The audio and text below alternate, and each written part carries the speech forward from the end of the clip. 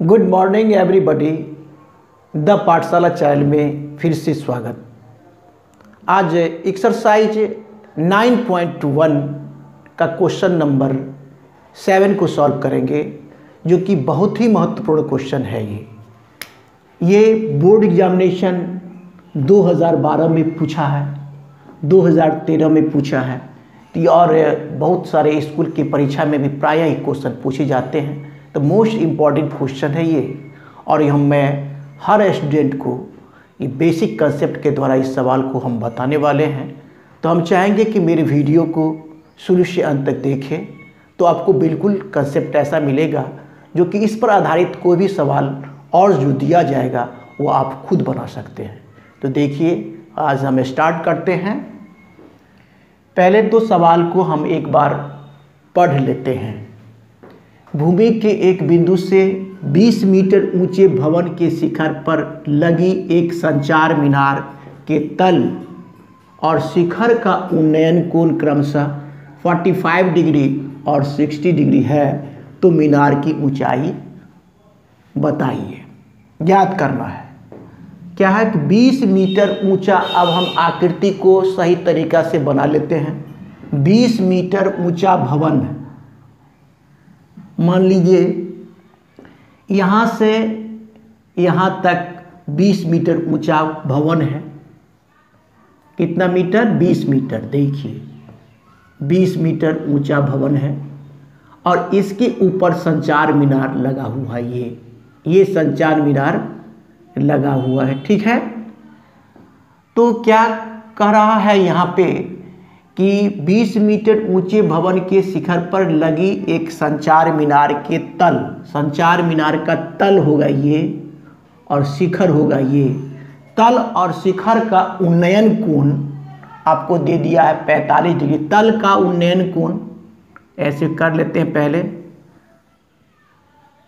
ठीक है। शिखर का उन्नयन कोण, इसमें शिखर का उन्नयन कोण देखिए, शिखर का उन्नयन कोण, शिखर का उन्नयन कोण हो गया, शिखर से उन्नयन कोण हो गया। और इसका मीनार के तल से ये आपका ये उन्नयन कोण हो गया, ठीक है। अगर हम ए इसको मान लेते हैं, इसको बी, इसको सी और इसको डी, तो ए बी क्या हो गया? आपका भवन हो गया, जिसकी ऊंचाई आपको दे दिया गया इतना। और संचार मीनार की ऊंचाई हमें ज्ञात करना है, तो हम यहाँ पर लिख लेंगे संचार मीनार की ऊंचाई को क्या चीज़? h मीटर मान लेंगे, HM कर लेते हैं, माने यहाँ से यहाँ तक। अब देखिए तल का दिया हुआ क्वेश्चन में तल का उन्नयन कोण, देखिए पहले दिया हुआ तल और शिखर का उन्नयन कोण 45 डिग्री। तल ये हो गया, तो इसका उन्नयन कोण ये दे दिया है 45 डिग्री और शिखर का उन्नयन कोण 60 डिग्री। तो यहाँ से यहाँ तक आपका 60 डिग्री हो गया, ठीक है। और हम BC को हम x मीटर मान लेते हैं, x मीटर मान लेते हैं यहाँ से यहाँ तक। और इसके बाद क्या करेंगे, बारी बारी से पहले इस त्रिभुज में और उसके बाद पूरे त्रिभुज में हम सॉल्व करेंगे, तो हमारा मीनार की ऊंचाई निकलेगा। वो कैसे निकलेगा तो देखिए, एक एक स्टेप को हम समझते हुए आगे बढ़ते हैं। सबसे पहले तो हम लिखेंगे, माना कि AD, माना कि मीनार की ऊंचाई ना, माना कि मीनार की ऊंचाई, मीनार की ऊंचाई देखिए AD बराबर h मीटर,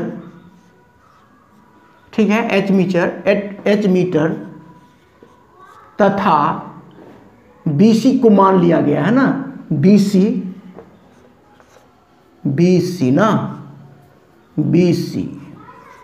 BC बराबर x मीटर है। जो मानना था वो हम मान लिए, मीनार की ऊंचाई जो कि हमको निकालना है और ये माने हैं तो हम लिख लिए। और भवन की ऊंचाई भी लिख सकते हैं आप, भवन की ऊंचाई बराबर लिख, जो दिया हुआ भवन भवन की ऊंचाई ए बी बराबर दे दिया है 20 मीटर। ठीक है, यहाँ तक स्पष्ट है। अब क्या करेंगे, समकोण त्रिभुज इसमें ले लीजिए। अब देखिए समकोण त्रिभुज में इसका और इसका संबंध है जिक्र में, तो लंब और आधार का संबंध tan में जाएगा, जो कि बहुतों बार आप लोगों को हम बताएं कैसे संबंध tan में जाता है, साइन में जाता है, कॉस में जाता है, तो आप लोगों का बेसिक कंसेप्ट बन भी गया होगा। अब तो क्या जाएगा, tan C में ले लेंगे। कौन त्रिभुज में पहले लिखेंगे, समकोण त्रिभुज किसमें, ABC में, ABC में क्या होगा, tan C बराबर क्या होता है, फॉर्मूला होता है लंब बट्टा आधार। अब देखिए tan C एंगल से इस छोटा सा त्रिभुज में 45 डिग्री है C का मान, C डिग्री का मान, तो लिखेंगे tan 45 डिग्री बराबर लंब, देखिए लंब क्या है AB, तो पहले हम लिखेंगे AB और B आधार है BC, तो लिख देंगे BC। अब देखिए tan 45 डिग्री का मान होता 1, तो लिखेंगे 1 बराबर AB का मान, देखिए AB 20 है तो 20 दिए, और BC देखिए B और C क्या है X, तो X। अब क्रॉस मल्टीप्लिकेशन करेंगे तो इसीलिए हो जाएगा x बराबर, x में 1 से गुना करेंगे x, यहाँ पर कुछ नहीं तो मतलब वही हो गया 1 ही हम समझिए, तो x बराबर 20 हो गया, इक्वेशन नंबर 1 हो गया। यहाँ तक स्पष्ट है। अब क्या करेंगे, अब इस त्रिभुज में ले लिया, अब बड़ा सा त्रिभुज में ले लेंगे BCD में, समकोण त्रिभुज BCD में अब लेंगे ना, किस में लेंगे, BCD में लेंगे। क्या होगा देखिए, अब क्या लिखेंगे, फिर लिखेंगे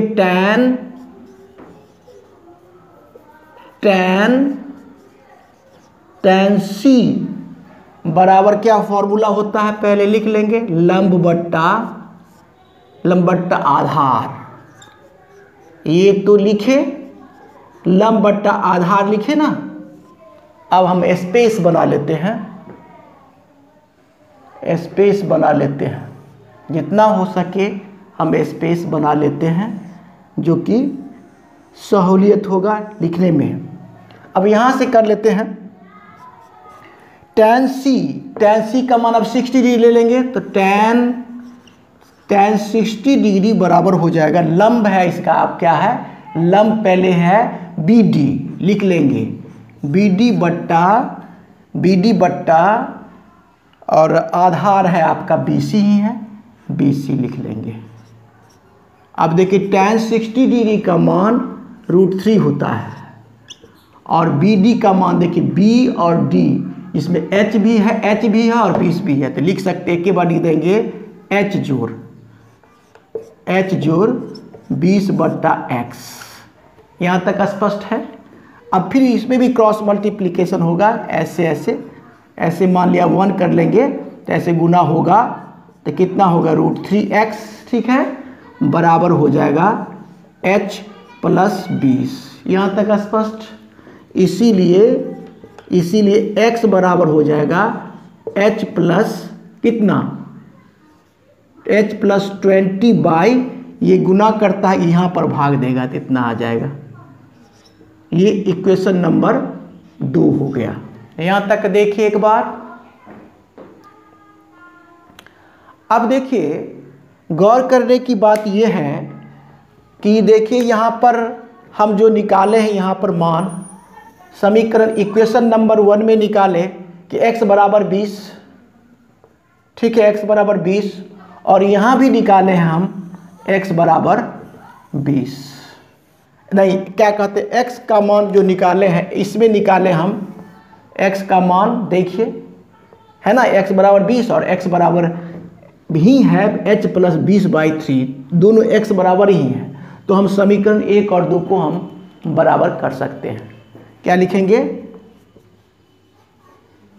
समीकरण 1 और 2 को समीकरण 1 और 2 से कर लेते हैं।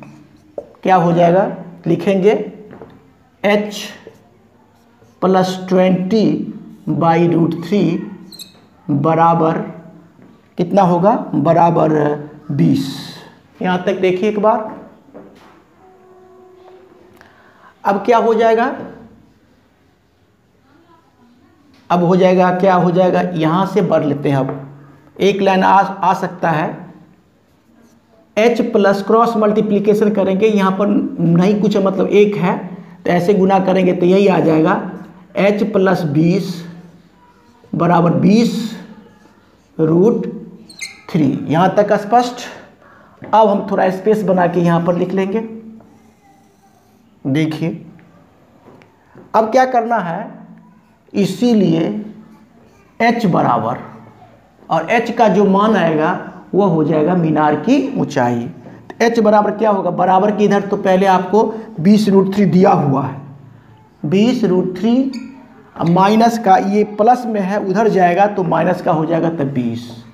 अब आसान हो गया, 20 कॉमन ले लेंगे तो आ जाएगा कितना? √3 आ जाएगा कितना?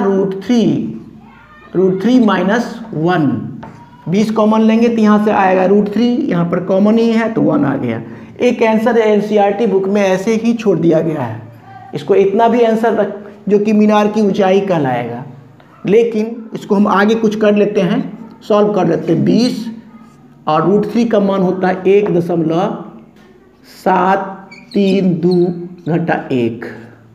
ठीक है, बराबर 20 गुना, अब इसको घटा लेंगे तो आ जाएगा 0.732 ठीक है ना। इसको गुना करेंगे तो आ जाएगा 14.64 मीटर। यही आपका मीनार की ऊंचाई हो गया। यही लिख सकते हैं आप। अतः संचार मीनार की ऊंचाई बराबर 14.64 मीटर, जो कि मीनार की ऊंचाई हुआ। इस प्रकार से ये सवाल सॉल्व हुआ। मेरा वीडियो अच्छा लगता है तो लाइक शेयर और सब्सक्राइब कीजिए। Thank you, take care.